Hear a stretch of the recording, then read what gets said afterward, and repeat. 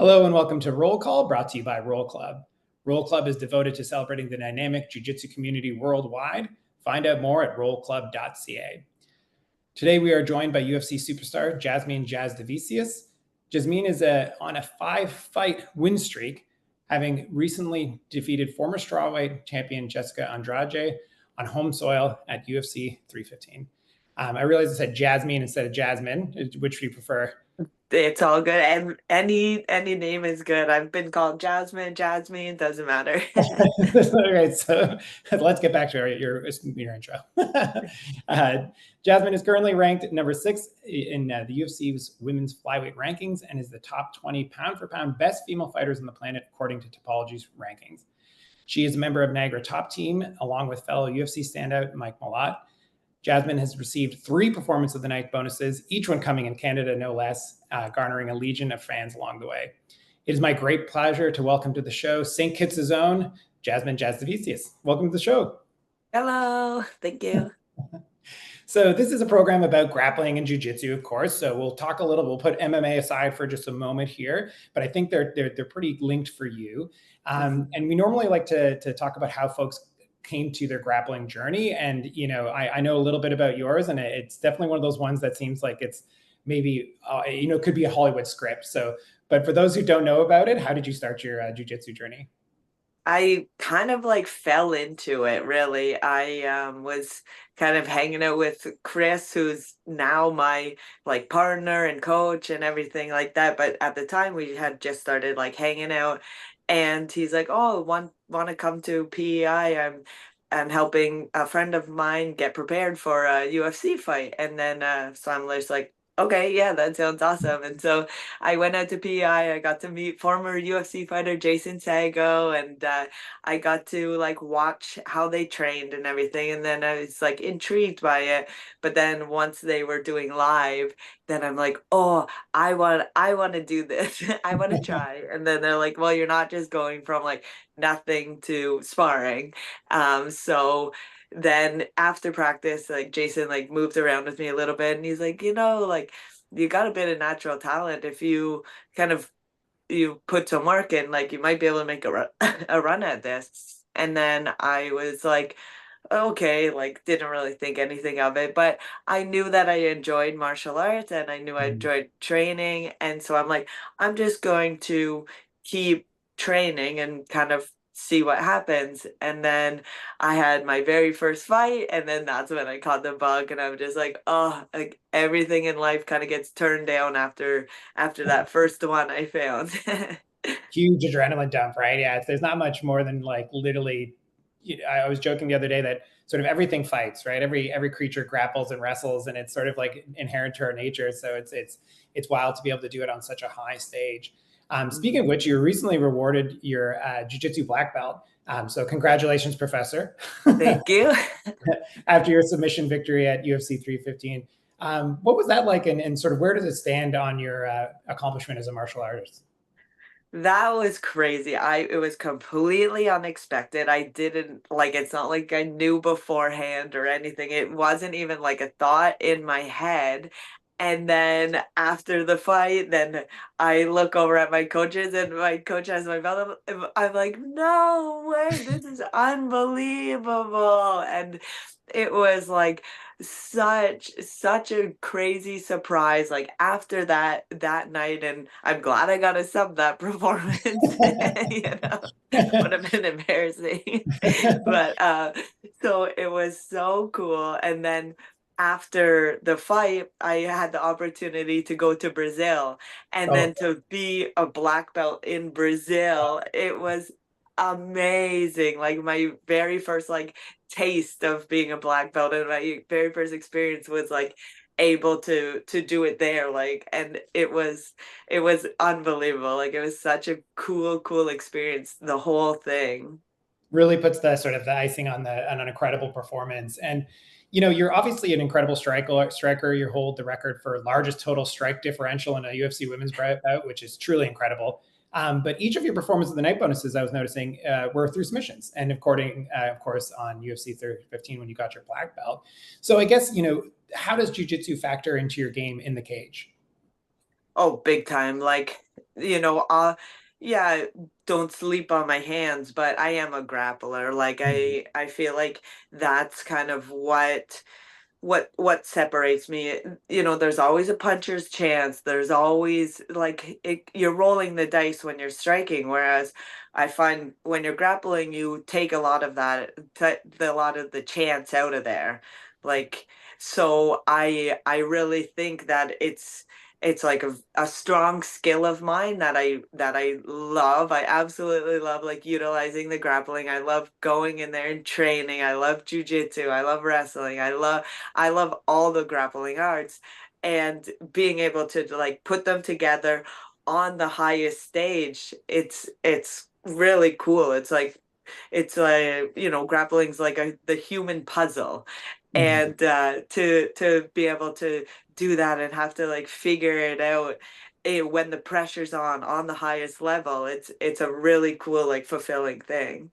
Oh, 100%. And to your point, I think it's fantastic that those were what garnered you those performance of the night bonuses, because not that there's anything wrong with a beautiful knockout. Everybody loves the cameras flash and everything like that. But to your point, that solving the puzzle, a human puzzle, another person who's trained as hard as you, as much as you, trying to reach the same goal, and you made them submit. That's quite a really impressive accomplishment for sure.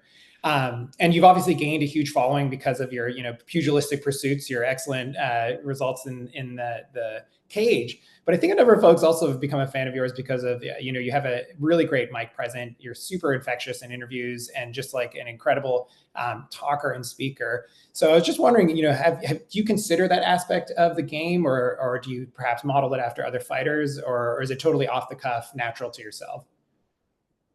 It's natural, but it's not like initially when I first had to start doing interviews and things like that. I feel like I was very nervous and I Mhm. didn't really know what to say. I didn't really know how to kind of keep the conversation going. I just would like answer the questions and try to answer them perfectly and like be thinking too much in my head.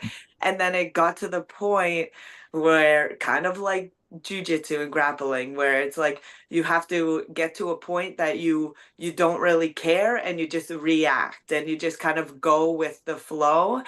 And I feel like that is what I just like allow myself to do. I just talk as if, you're my friend, and I'm just like, "Oh, what up, my buddy?" Yeah, And yeah.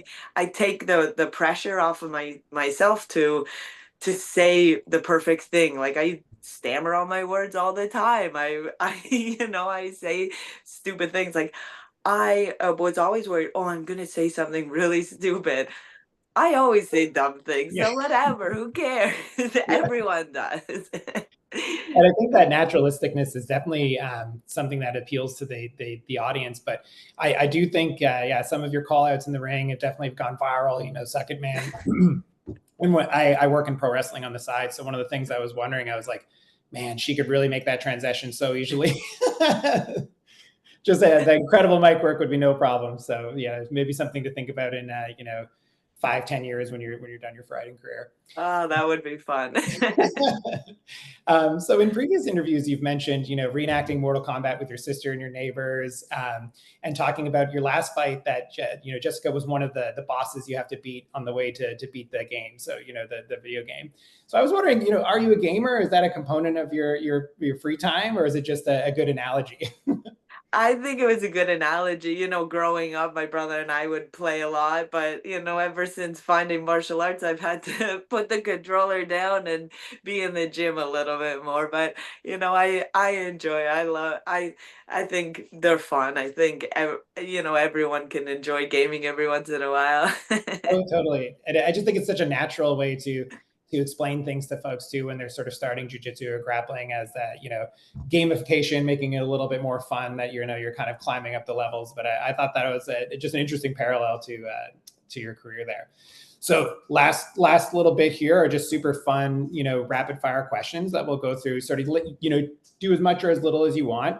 This next one I don't think will be very hard for you. So first one up is gi or no gi? No gi. I was in Brazil and I put on the gi again for the first time in probably 3 years, and I just felt like the biggest fraud in the world. Like, like this isn't natural. I'm like, I hope I remember how to tie my belt. Like, I'm like, oh my goodness. I figured that would be a pretty easy one. I'm actually not sure how much submission grappling or grappling tournaments you've done, but the next question is sort of regards to the rule set. But sort of points or submission only. If you're to do a grappling tournament, which one would you want? I would choose submission only, mainly because, like you said, I don't really know the point system Yeah. that well. I mean, I know it enough. I'd be able to get through, but I would go submission only. I feel like there's a little bit more like purity to submission only. I always think it's like when you play rock, paper, scissors with your friends, and then someone will say dynamite. And you're like, well, that's not fair, but it's like dynamites are the submission. It's like, I don't care how many points you have. If I bring dynamite, you're going under. Yeah. So next one, most influential person on your grappling.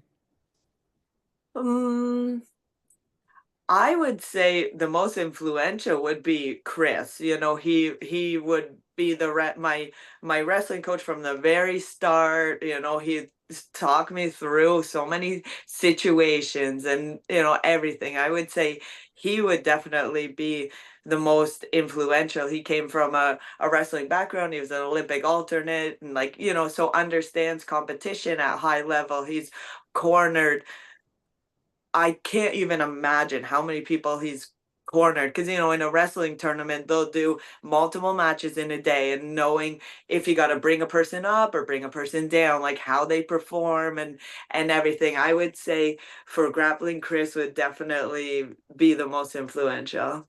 That's really interesting. I'd actually never thought about just how much volume a wrestling coach gets as opposed to, let's say, a boxing coach. Like the team-based nature of wrestling, you could have like over a weekend, so many, right? Like 100 matches tournament. in a weekend. Each person, you got a team of 30 people, and each person has, but between 1 and 4 matches. Yeah. Like, yeah.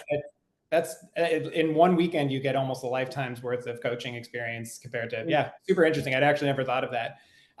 So one submission you can't live without, like if you had one that got taken from your toolkit, you'd just be like, oh, dang it. Well, Darth. Definitely the Darth. That would, any of the chokes kind of like up in like the front headlock area, I feel like I'm really good at. But put me on the back, and if you took away rear naked, I'd be screwed too. But I don't know. That's a tough call, but I'd have to say Darth if I have to choose one. I think anyone with the wrestling pedigree and background as yourself, they're just Darce machines. And final one, if one, you're having the biggest fight of your career, maybe for championship or however you want to define that, and you get one band that can play your entrance music live, who would that be? Oh, I don't know. I'm so terrible with the music and all that. Like, I don't know who artists are and everything. I just listen to the music. But if I had to choose, probably like Snoop Dogg, Oh, that'd be some excellent. like old school rap. Yeah, I cool. think it'd be like something like that. I think it'd be an excellent performance too, right? It'd be a really good show. And then finally, last thing is just how can fans find you? Where can they go about getting a hold of you or following along with your exploits? I'd say the best one would be my Instagram, Jasmine Jasudavicius, and I'm pretty active on there, and I try to like make sure I'm getting back to all the messages and staying up to date. I would say I'm the best on Instagram. I'm trying to be better with like Tinder. No, with X. I can't even remember what it was called. X. That's why I never. Twitter. Exactly. Yeah. It's so like I try to be active on there, but there's so many different social media things now. Even with YouTube coming up with the Yeah. shorts and stuff, which I actually am really into. I like how YouTube's doing it, so I definitely want to go more into YouTube, but Instagram right now, Jasmine Jasudavicius. Yeah. It's so interesting how much you have to be like a polyvalent, type of person, right? Because not only are you an athlete performing at the highest level, but on one aspect, you're also an entertainer, right? So you have this whole other aspect of your life that you have to manage and control. So definitely not something people had to worry about, even 25 years ago. So, it's a pretty impressive thing. So definitely check out Jasmine on Instagram, and thanks so much for joining Roll Call today. Thank you so much. It was a pleasure chatting.